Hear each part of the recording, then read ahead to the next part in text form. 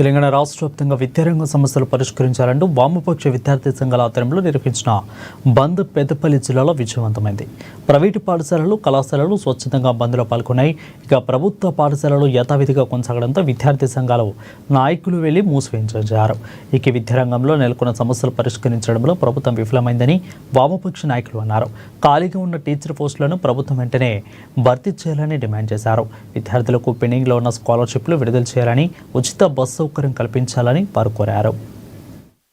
రాష్ట్ర వ్యాప్తంగా వామపక్ష విద్యార్థి సంఘాల ఆధ్వర్యంలో బంద్కు పిలిపివ్వడం జరిగింది. ప్రత్యేకమైన డిమాండ్స్ తో మనం ఈ రోజు బంద్కు పిలిపివ్వడం జరిగింది. ప్రభుత్వ పాఠశాలలో, కళాశాలలో మౌలిక సదుపాయాలు కల్పించాలని, పెండింగ్ లో ఉన్నటువంటి స్కాలర్షిప్ ను విడుదల చేయాలని, అదేవిధంగా విద్యార్థులకు ఉచిత బస్సు సౌకర్యం కల్పించాలని, పెరిగినటువంటి కాస్మెటిక్ మెస్ ఛార్జీలను పెంచాలని, అదేవిధంగా ఫీజుల నియంత్రణ చట్టాన్ని అమలు చేయాలని చెప్పి ప్రత్యేకమైన డిమాండ్స్ తో మనము ఈ రోజు బంద్కు పిలిపివ్వడం జరిగింది.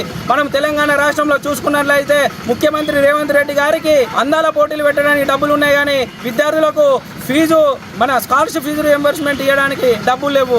అంటే ఒక్కసారి మన తెలంగాణ ప్రజానికం కూడా ఆలోచించాల్సిన విషయం ఏంటంటే, ఆయనకు వేరే రకంగా డబ్బులు వృధా చేస్తాడు, కానీ పనికొచ్చేటువంటి విద్యార్థుల భవిష్యత్తును మార్చడానికి ఈయన డబ్బులు ఖర్చు పెట్టినటువంటి పరిస్థితి మనకు తెలంగాణ రాష్ట్రంలో కనబడుతుంది. ఒకసారి ఆలోచన చేసి మరోసారి కూడా మన ప్రజానికం ఆలోచన చేయాలని సందర్భంగా తెలియజేస్తూ ఈ బంద్ను విజయవంతం చేసినటువంటి పాఠశాలలకు, అదేవిధంగా ప్రైవేట్ కార్పొరేట్ పాఠశాల యాజమాన్యాలందరికీ కూడా విప్లవ ధన్యవాదాలు తెలియజేస్తా ఉన్నాం. ఈరోజు తెలంగాణ రాష్ట్ర వ్యాప్తంగా వామపక్షీయ విద్యార్థి సంఘాల ఆధ్వర్యంలో తలపెట్టిన బంద్కు డివైఎఫ్ఐ యువజన సంఘంగా పూర్తిగా మద్దతు తెలియజేయడం జరిగింది.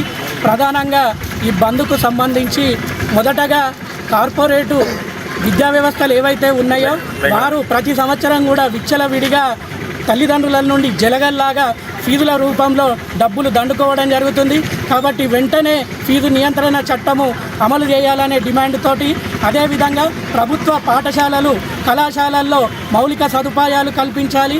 అదేవిధంగా సోషల్ వెల్ఫేర్ గురుకుల హాస్టళ్లలో మౌలిక సదుపాయాలు కల్పించి సమస్యలు, ఇటువంటి ఫుడ్ పాయిజన్ వంటి సమస్యలు పునరావృతం కాకుండా చూడాలనేది ఈ డిమాండ్లతో ఈ బంద్ సాగుతూ ఉన్నది. ప్రధానంగా 18 నెలలు కాంగ్రెస్ ప్రభుత్వం ఏర్పడి గడిచింది, కానీ ఇప్పటి వరకు కూడా విద్యాశాఖకు మంత్రి లేడు.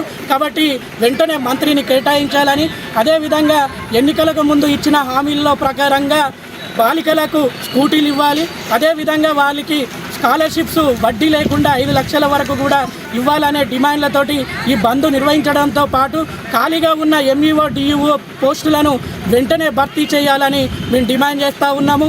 లేని పక్షంలో రానున్న కాలంలో విద్యార్థి లోకాన్ని అంతా కూడా కలుపుకొని కాంగ్రెస్ ప్రభుత్వం చేసే ఈ విద్యా వ్యతిరేక కార్యక్రమాల మీద రాజీ లేని పోరాటాలు చేస్తామని ఈ సందర్భంగా హెచ్చరిస్తూ ఉన్నాం.